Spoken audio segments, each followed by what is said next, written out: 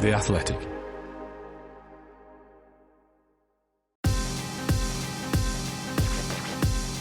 Welcome to the Race F1 briefing for Friday, the 23rd of August 2024, brought to you by the Singapore Grand Prix, home of Formula One night racing.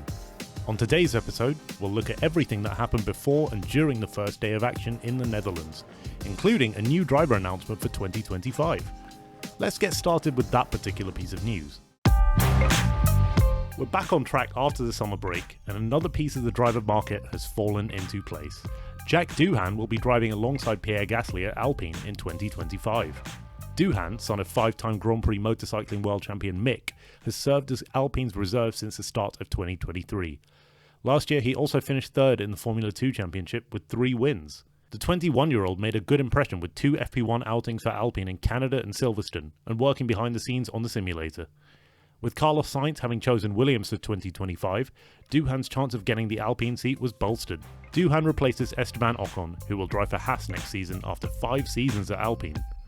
The Australian, a former Red Bull junior, joins Haas recruit Ollie Behrman as the second confirmed rookie on the F1 grid next season. Mercedes might become the third team to field a rookie in 2025, with Kimi Antonelli, who turns 18 this weekend, likely to join George Russell.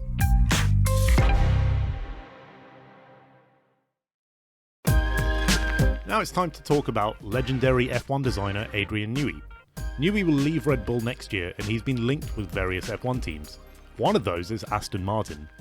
The race's Scott Mitchell-Malm reports, however, that no contract is believed to have been signed. Various teams, including Ferrari, have been linked with signing the celebrated designer, but reports in Italian media now say a Ferrari move is unlikely. McLaren has ruled itself out of signing Newey, but Williams team boss James Vowles has expressed interest publicly. But speculation linking Newey and Aston Martin has been growing. During the F1 summer break, it was even reported in Italy that a deal had been agreed. The race understands that Aston Martin is still chasing Newey, but the designer still needs to decide his path. Mike Crack declined to comment on this, and there's no guarantee that Newey will even stay in F1 past 2024.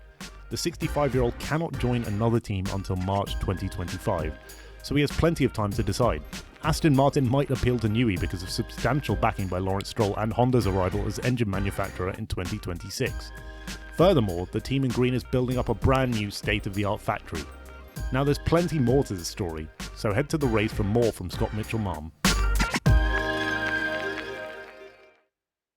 The Race F1 briefing.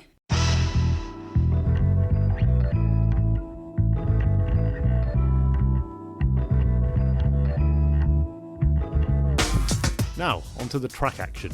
FP1 is a logical place to start, although rain meant we learned little from the first session, and there was no grip. Charles Leclerc and Nico Hülkenberg were fastest on the wet tyres. Lando Norris and George Russell were fastest on the intermediates, and then Norris led Max Verstappen on softs. Hülkenberg had 2 offs in FP1, foreshadowing a crash in FP2 when his rear tyres locked up. Meanwhile, Robert Schwartzman ran in his first practice session with Sauber.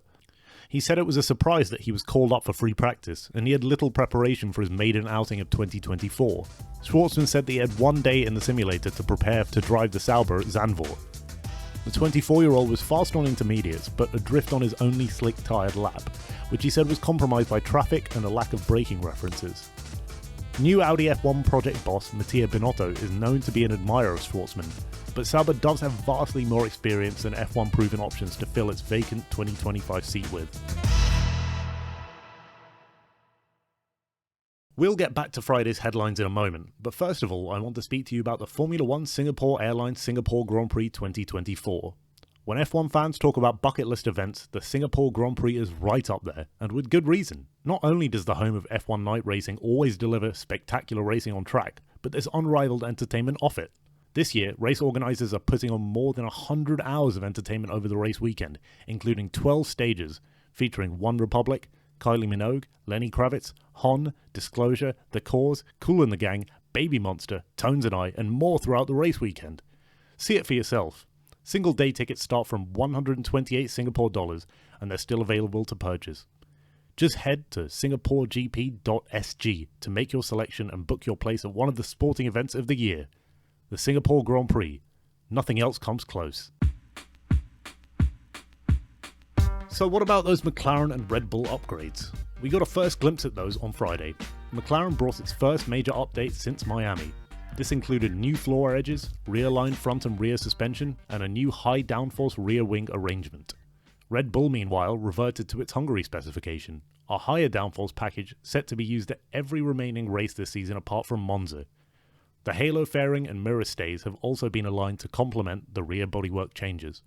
Dry conditions meant we had a more representative second practice session, although the wind changed almost lap to lap. Now, the full analysis is on the -race.com, but essentially it looks like we might have a three-way fight at the front here. In FP2, it actually looked like Mercedes had a small advantage after qualifying runs, with George Russell fastest over Oscar Piastri, and then the other Mercedes of Lewis Hamilton.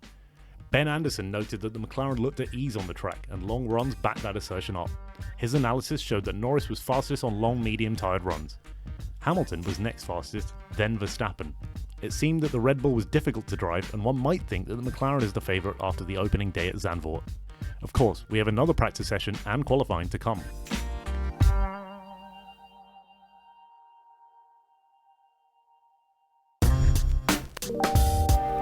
Right, before we head off for Friday, let's talk about Williams' search for downforce. It brought lots of parts to the Netherlands this weekend.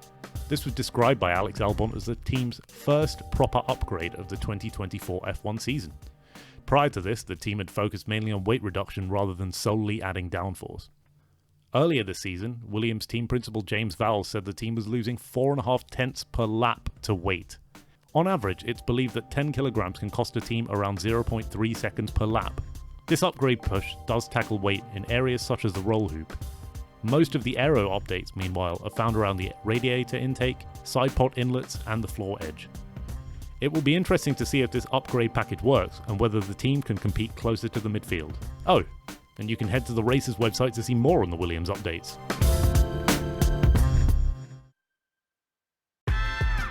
That's about it from Friday in Zandvoort. I've been Samarth Kanal, and I'll be back tomorrow evening with a recap of qualifying day for the 2024 Dutch Grand Prix. Will Max Verstappen take pole for his 200th Grand Prix start, or will someone else like McLaren spoil his party? Thank you for tuning in to this F1 briefing, and I hope you'll join me tomorrow for more.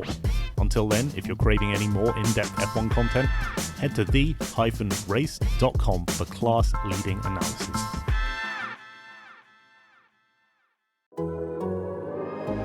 The Athletic.